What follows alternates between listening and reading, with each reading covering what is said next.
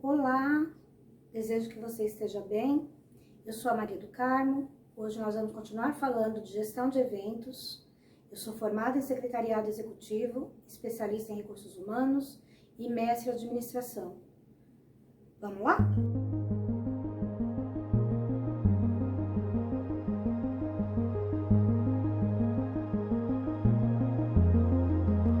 Bom, no vídeo anterior eu falei de alguns eventos, falei do COINS, do CONASEC, do FISEC, do Congresso da FATEC. São grandes eventos, né? Comentei que dentro do Congresso cabem vários eventos, inclusive o Congresso ele tem essa característica de ser um evento maior, onde você pode colocar dentro vários pequenos eventos, como workshop, mesa redonda, painel, né?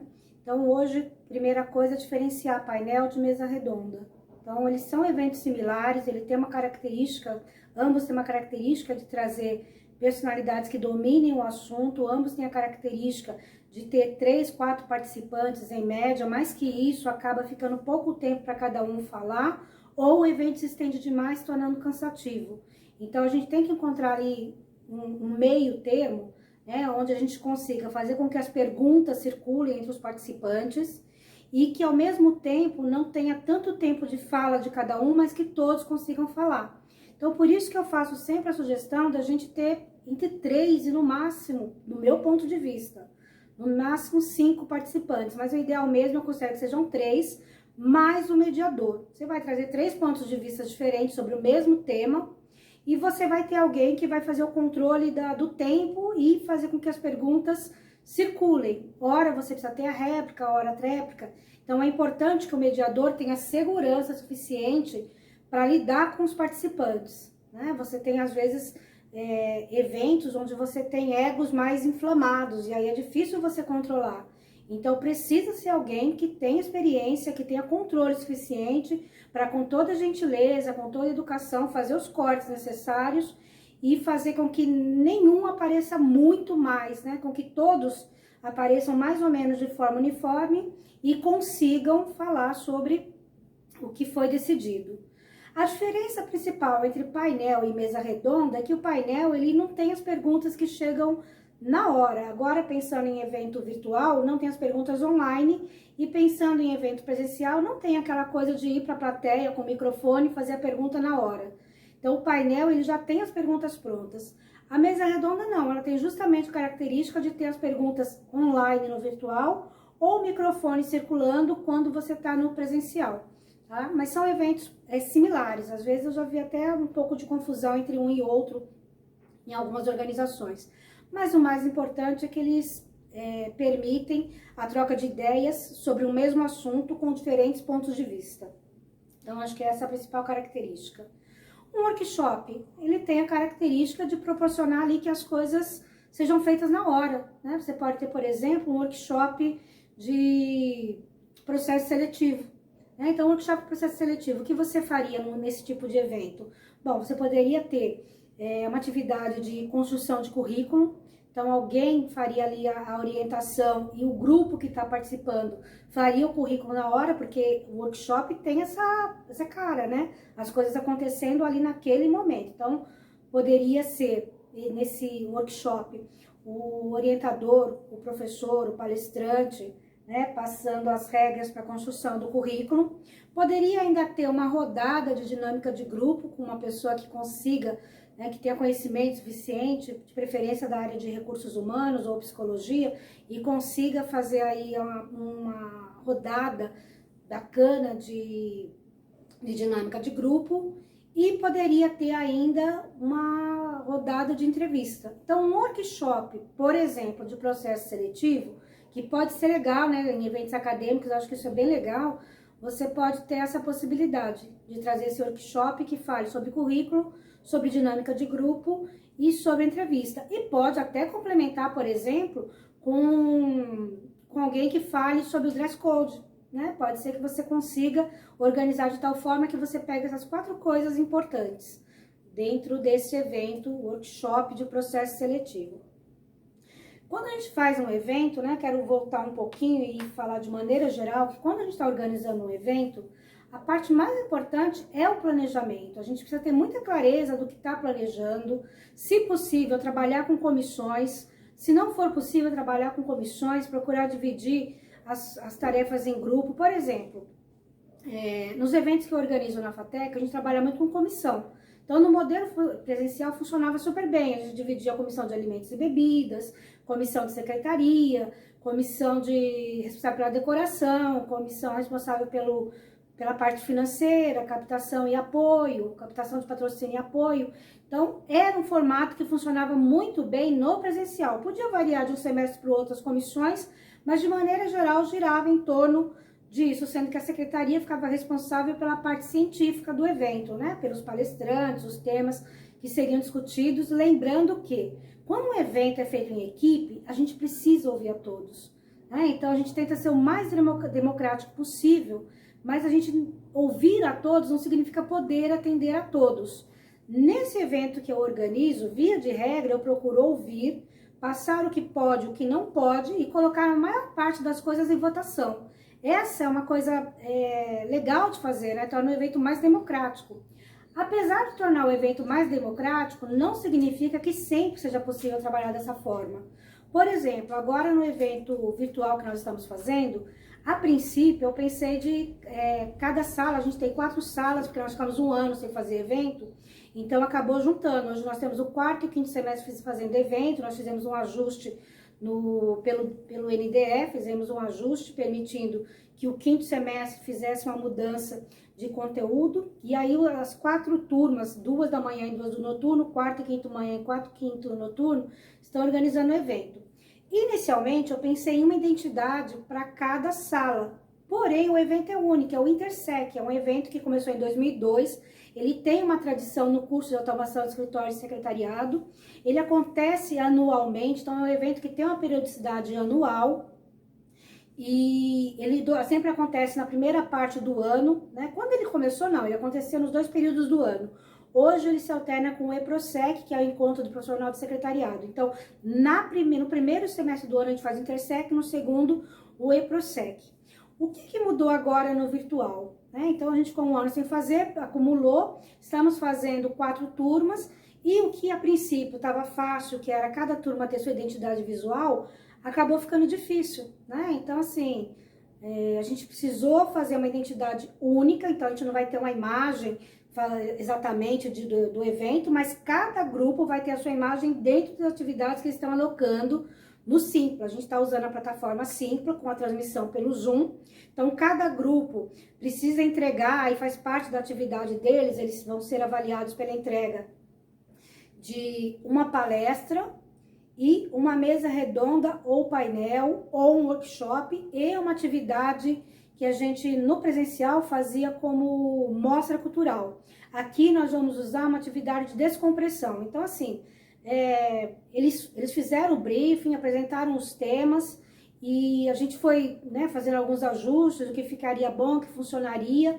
Então, por exemplo, quando a gente pensa nessa parte de descompressão, vai ter uma variedade enorme, né? Porque o objetivo é justamente tornar as coisas mais leves nesse momento. Então, a gente vai ter oficina de origami, a gente vai ter a preparação de um risoto ao vivo, fazendo uso da expertise de um professor do curso de gastronomia da FATEC São Paulo, de gastronomia não, professor de gastronomia e o curso de turismo da FATEC São Paulo.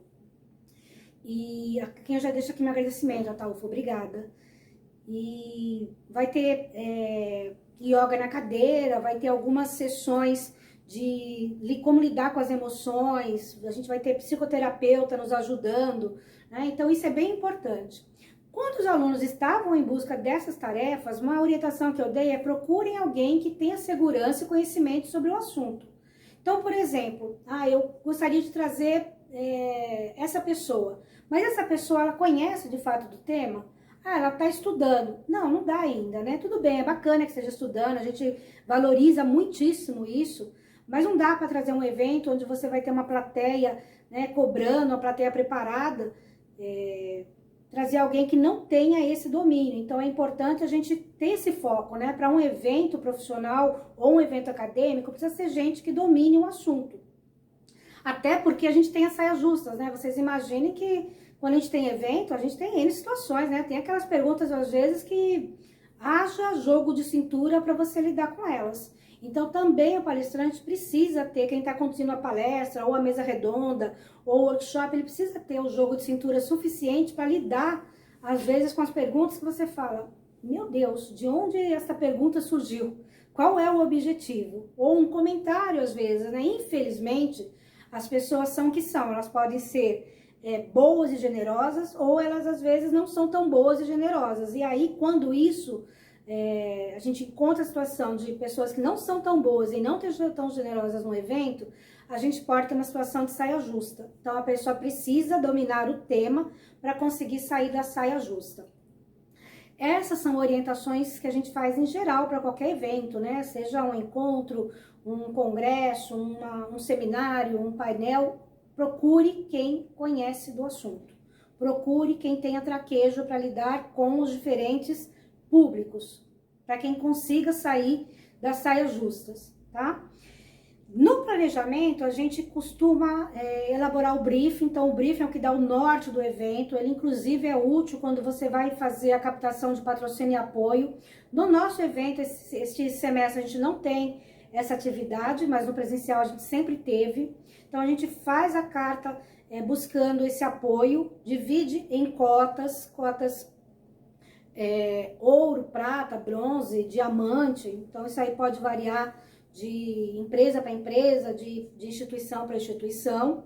E a gente também trabalha fazendo o planejamento na pré, trans e pós etapa de evento, né? Sabendo que se você planeja tudo com mais detalhes, isso facilita a vida nas etapas seguintes. A gente trabalha usando checklist, eu sempre falo de checklist. Então, a gente constrói a checklist com os verbos no infinitivo, indicando exatamente a ação que vai ser adotada. E, a partir da checklist, a gente prepara a nossa 5W2H. Então, o nosso primeiro item do nosso plano de ação 5W2H, ele conta com os itens que vêm do checklist. E aí, a gente vai depois colocando as outras etapas. Então, quando a gente faz a 5W2H, a gente também está fazendo ali o estudo do budget, né? Qual é a viabilidade econômica do evento. Então, tem uma série de ações que a gente precisa tomar. Quando a gente pensa na 5W2H, por exemplo, e no briefing e na checklist, quais são os objetivos dessas ferramentas? É a gente conseguir ter uma gestão melhor, conseguir fazer um controle melhor de todo o evento, né? Usando o planejar, organizar, dirigir e controlar. Então, a gente adotando esse passo a passo, a gente consegue enxergar o evento tanto no seu todo, quanto nas suas etapas, nos seus pequenos pedaços, né? A gente vai construir no evento.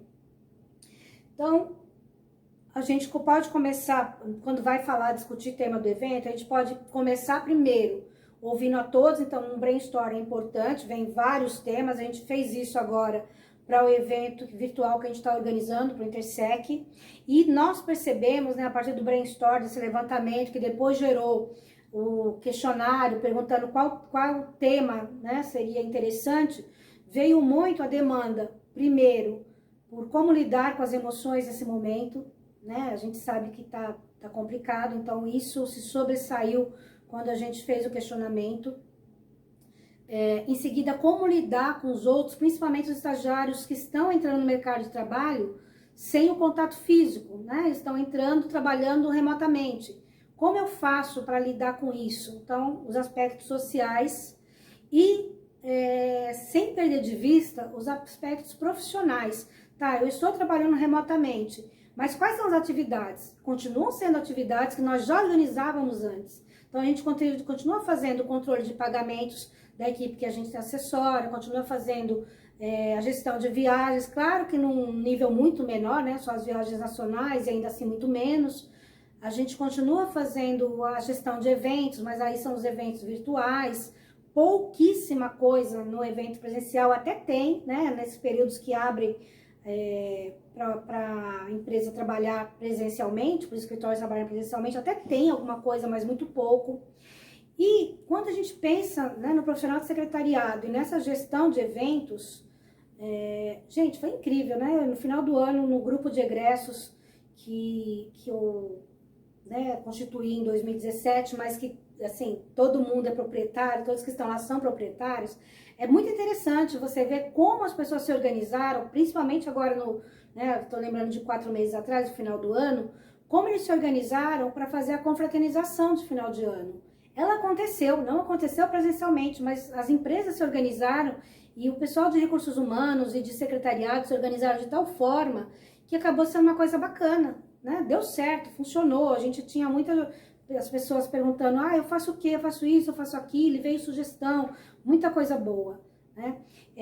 Eu tenho um case agora de uma aluna minha que ela está organizando com a gestora, ela é estagiária, está organizando com a gestora um happy hour que está acontecendo em alguns países da América Latina. E nesse happy hour, o CEO está aqui no Brasil e ele vai reunir com a equipe toda, né, da América Latina, e foi solicitado que em cada país fosse formado um kit de happy hour. E tá super funcionando, né? Dá trabalho? Claro que dá, né? Tinha que fazer uma caneca personalizada, tem alguns itens que tinham que ser comprados para serem entregues à equipe de vendas. Então, é um evento, né? Está sendo organizado um evento virtual com algumas coisas que vão ser entregues às pessoas, aos homenageados desse evento. Então eu fico imaginando, né, o quão resiliente, o quão criativos e quanta competência a gente precisa ter para conseguir resolver e mudar os rumos, né? A gente tinha uma característica de evento, aí agora a gente está fazendo um evento virtual, daqui a pouco a gente vai ter os eventos híbridos, né? A gente já teve alguma coisa no ano passado, né? Eu lembro bastante dos eventos da Pepita que tinham essa característica e como ela foi generosa compartilhando essa experiência com a gente, né? Sempre convidando, sempre proporcionando essas trocas. Então, hoje o que eu quero que você guarde, principalmente, nós precisamos sempre trabalhar com planejamento, precisamos usar ferramentas que nos ajudem nesse planejamento, ferramentas que vocês vão ouvir sempre eu falar, que é o checklist, a matriz 5W2H e fazer follow-up. Algumas técnicas acessórias, como brainstorm, mapa mental, nos ajudam também, né? Então, procurar ter em mente, fazer talvez uma análise SWOT também, até tô aqui, acabei de abrir uma, né? Uma análise SWOT, quais são as forças, quais são as fraquezas, quais são as oportunidades, quais são as ameaças nesse evento. Procurar olhar o cenário externo e o cenário interno. Então, isso é fundamental. Quem é o meu público-alvo? Eu preciso ter muita clareza. Por exemplo, no evento que a gente organiza na FATEC, nosso público-alvo são os alunos. Então, o evento ele é planejado por alunos, para alunos. Claro que ele também é aberto ao público em geral. Conhecimento nunca é demais a gente compartilhar. Mas eu não posso perder de vista o foco. Quem é o meu público-alvo? O meu público-alvo são os alunos do secretariado. E qual é o objetivo desse evento? O objetivo principal não é a troca de experiências com o mercado, embora isso logicamente aconteça.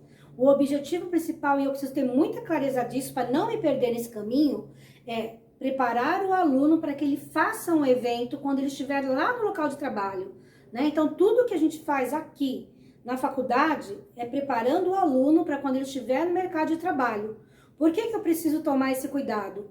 Porque às vezes, quando a gente está orientando, né, ali na dinâmica da aula, é comum que a gente acabe perdendo um pouco esse foco, tanto o professor quanto os alunos, né? E acabem pensando que, bom, o evento ele existe por si só e o objetivo final é nele. Não, não é. Né? Ele é como qualquer outra atividade, como um seminário, como uma prova, ele tem como objetivo fazer com que você exercite a prática de uma coisa que você aprendeu na teoria e que você faça os ajustes necessários, que você erre aqui, que você aprenda a trabalhar em equipe. Isso é importantíssimo. Trabalhar em equipe é ouvir o outro, é você aprender tá bom, não sou eu, não é ele, somos nós. E quando somos nós, é fundamental que a gente consiga ouvir, trocar ideias, aceitar sugestões, questionar as sugestões quando for necessário, né? E caminhar para que o evento ele seja bem sucedido, mas que principalmente ele traga aprendizagem das competências técnicas e das competências comportamentais. Quando a gente ouve falar de soft skills, não é uma brincadeira.